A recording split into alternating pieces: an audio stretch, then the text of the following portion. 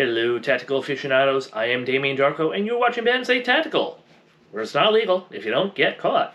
So if you've been keeping up with the Joneses in the less lethal world, you may have seen Shattered Life Productions, aka Band-Aid Tactical's, recent review on the Umarex HDP-50 Compact version. It's a 50 caliber, 4-shot, tubular magazine, of all things. Less lethal launcher that I would suggest more as a pepper launcher, since I didn't think it had the power to be a kinetic launcher. It unfortunately got yet another Binky Bear award, but not strictly because of its low capacity, and not even because I thought it was better as a pepper launcher, because pepper launchers are a legitimate self-defense tool.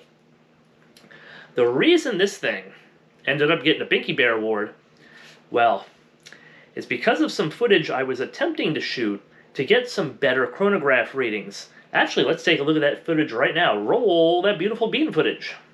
So I want to do another chronograph test for you in a more stable and controlled environment. It's actually pretty warm in here, so I want to see what kind of difference that makes.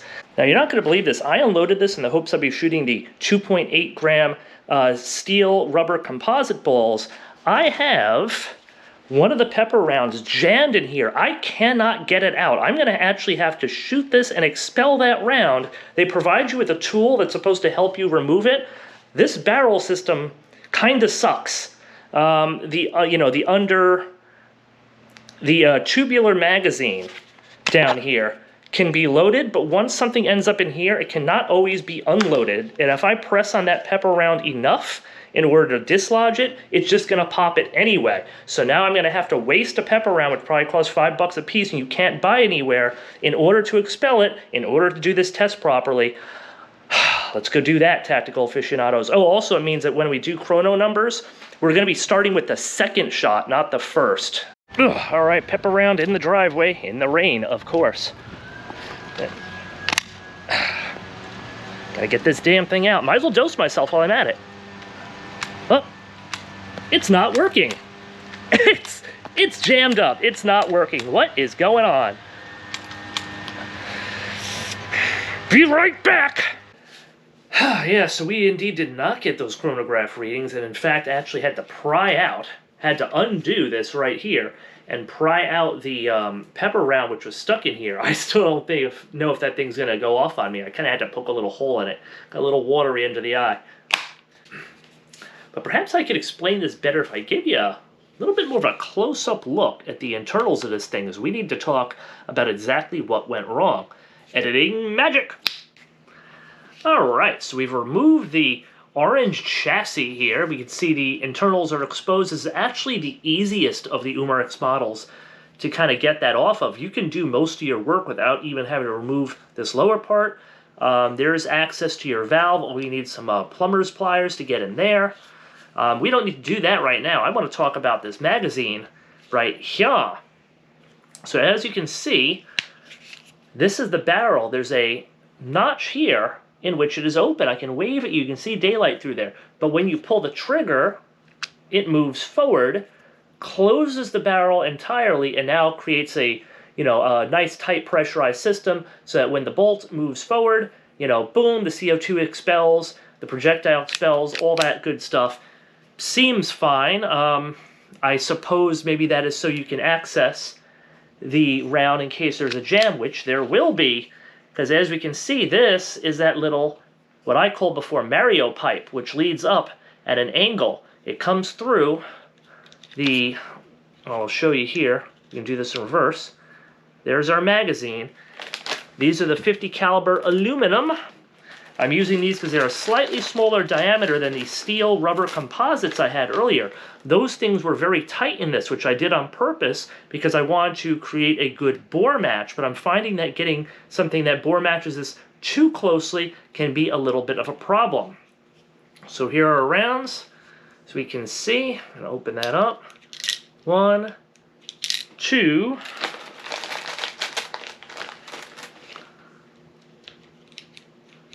3, 4, and unfortunately that's all it will fit. And as you can see now from the side profile view, there is the round right there. Now, normally if this is gassed up with our 8 gram CO2, when this piece moves forward, it creates a seal, and this bolt would be activated, and boom, and it would shoot out. But what happens if I'm dry firing, as I am right now, meaning that I have the magazine loaded up, which automatically loads one into the actual chamber, but there's no CO2, it is not going to expel. What happens is that this thing comes forward, seals off the barrel, but then nothing happens and it has to come back. Now, right now, it's pushed a little bit forward, and that's not such a big deal. I don't know if you can see that there, but sometimes what happens is that this ball here will get dragged backwards with that mechanism. So it will come forward, won't expel, and it'll drag it back. Again, right now it's more in the barrel. But when it gets dragged back far enough, it can become lodged in here, which will cause it to be unable to expel because it seems to block the bolt from performing its action. So now, even if you're gassed up, this whole thing is not going to function. And a lot of people, I know we're not supposed to do this, but let's be honest, we do it. So when we're dealing with actual Freedom Seed dispensers, we all know you don't mess with the trigger, you don't keep your finger near the trigger, you don't dry fire, you don't do any of that. But I'm going to bet you that a lot of you guys out there have these less lethal launchers. Every once in a while you say, ooh, I wonder if it accidentally got loaded. You might point in a safe direction and just be like, oh, I wonder. Nope, didn't gas off. Or maybe you got a finicky trigger finger or whatever. Or you're just practicing dry firing in your room and you know it's not going to go off. But here's the thing. Every time this little piece here actuates, there's a chance that this ball will either get pushed forward, which isn't such a big deal, or worse, it'll get stuck and lodged in here and get dragged back. And if it gets dragged back to the point where it interferes with the bolt actuating, which I think is what was happening, that CO2 will not go off even after you puncture it. I believe I saw this happen during the main review when Social Justice Redneck was attempting to assassinate, bastard, that innocent butane can. And it happened again when I was trying to expel that stuck pepper ball round in the driveway. Interesting thing about that is that during the second instance, it was probably because of dry firing. During the first instance, where the butane can was actually shot, the second round got somehow lodged in here. And at that point, it actually was gassed up and fired the first one. But it wasn't that there wasn't a round in there. It wasn't a failure of the magazine. It was a failure of the bolt. So I have to imagine it's because one of those, maybe it went forward, which expelled it, then automatically fed one. And then when I released the trigger, it pulled it back too far, blocking the bolt, which caused me to not be able to fire the second shot. I'm not 100% sure, but either way, this is a serious, serious design flaw, and I don't think it's one that there is like an easy remedy or fix for. I believe Umarex is gonna have to do a Gen 2 on this model. They've done a Gen 2 on the HDR-50, which I've already gone through, 2 or 3 of those damn valves that keep getting blown out. But I think they did a Gen 2 in the HDP, which I haven't even tried yet. That's probably, watch it. That'll be the best one, the one I don't have yet. But so far as the HDP Compact is concerned, this magazine system sucks. And I'm not just saying that because it's a tube mag. I am not necessarily against tube mags in all cases. I understand they can certainly have some utility. I think that bottom-loading detachable box magazines are better. And I gotta tell you, I mentioned it once before, but the Lancer Scorpion, and we're gonna talk about it. It's got a really nice bottom-loading box magazine. It isn't much larger. This is a 12 gram. This is an 8 gram. It is a little larger. If I line up those triggers, not point that in my face, but not too much. I feel they could have even done this with an 8 gram, recessed this a little bit, and you still would have had the same basic grip profile. I don't know. We're not talking about the Lancer Scorpion just yet.